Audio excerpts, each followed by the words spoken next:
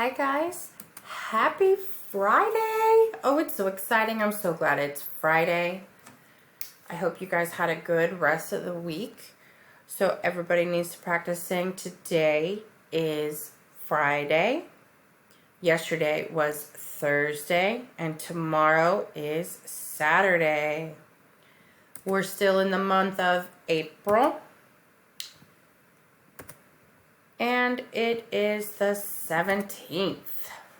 Friday, April 17th. And it is partly sunny. Yay! And it's a little bit warmer than it was yesterday. So we're going to say it's warm at 73 degrees outside.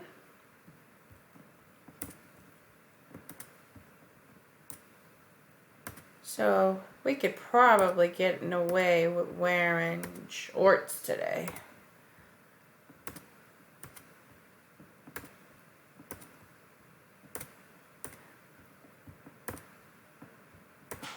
And when we get to outerwear, we can grab a hoodie so we're not cold if we do go out, just in case.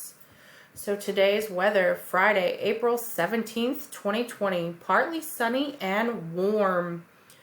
Make sure you guys log on to Canvas and do the videos for the morning and finish up any weekly work you have left. I hope you have a great day.